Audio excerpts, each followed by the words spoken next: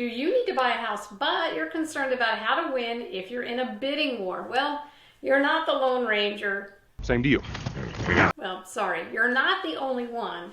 And I've got 4 financial tactics that may increase your chances of winning the bidding war, and a few that are not financial, so stay tuned.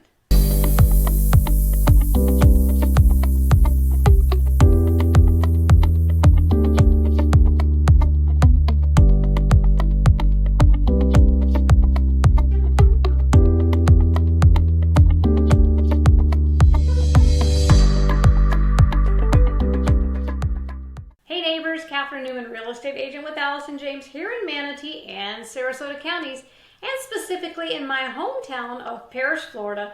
And on today's bottom line, I'm going to share 4 ways to improve your odds of winning the bidding war on that house you really want. Dad, this place is awesome. Not now, Luke. Did you see the backyard? It's got room for like 10 tree houses, and the bedroom's got a window on the ceiling. I wish we could live here. I wish you'd go back out to the patio. Do you really? Oh, yeah. Our house sucks compared to this one. It really does. But before we start, please like this video and subscribe to this YouTube channel so that you can be alerted every time a new video about all things Gulf Coast, real estate, and Parrish, Florida related are available every single week.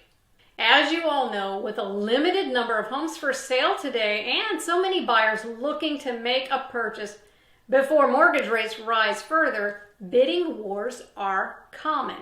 So we closed on the house 3 weeks ago. The asking price was $390,000, and we wound up paying $9 billion plus closing costs.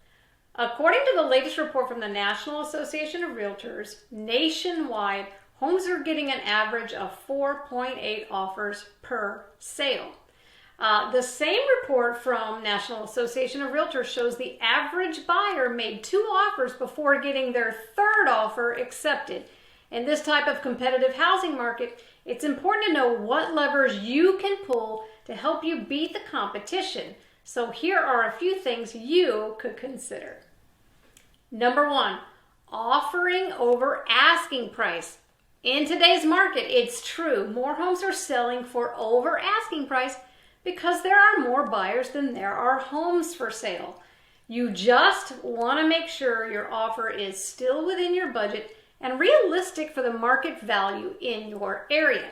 That's where a local real estate professional can help you through the process. What are you, some kind of real estate agent? Oh, he's a realtor. There is a difference somehow. You may not have to increase it by a lot. It'll depend on the area and some other factors, so look to your real estate agent for guidance. Number 2, pay cash. This goes without saying, but cash offers will always be king. And in Manatee County, cash sales account for almost 40% of all closings. And in Sarasota County, it's 50% of all closings in our market right now. So if you're one of the fortunate ones that can pay with cash, do it. Number 3, another way to help win a bidding war is by putting down a bigger earnest money deposit. Bigger. And bigger is better. So an earnest money deposit is typically the initial deposit you have wired to a title company or a real estate attorney's office once a seller accepts your offer, and this deposit will be credited toward your home purchase. The amount of that deposit varies by location and even by certain communities, but a higher earnest money deposit may catch a seller's attention in a hot housing market like ours because it shows the seller you're seriously interested in their house and have already set aside money that you're ready to put towards the purchase. Shut up and take my money. Number 4, make a higher down payment if you're financing a home purchase. So another option that makes your offer stand out is by increasing how much of a down payment you're going to make. The benefit of a higher down payment is you won't have to finance as much, and this helps the seller feel like there's less of a risk that the deal or the financing is going to fall through. And if other buyers put less down, it could be what helps your offer stand out from the crowd. How do you plan to stand out from the crowd? What are some non-financial options to make a stronger offer? Well, you know, price is not the only factor sellers weigh when they look at offers. The buyer's terms and contingencies are also taken into account, as well as pre-approval letters, appraisal requirements, and the closing time that the buyer is asking for.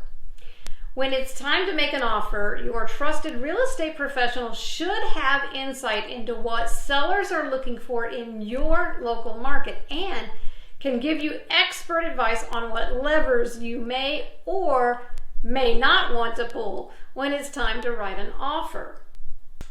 So again, from a non-financial perspective, this can include things like flexible move-in dates, or, you know, not asking for stuff like the washer and dryer, refrigerator if they're not already included, or lawn mowers and things like that. And minimal contingencies.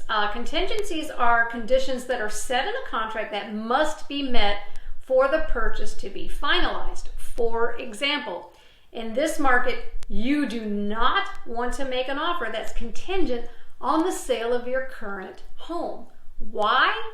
Well, because even if your home is already under contract and scheduled to close, the seller has other offers without that contingency and will most likely choose one of those because the seller knows that anything could happen and the sale of your current home could fall through.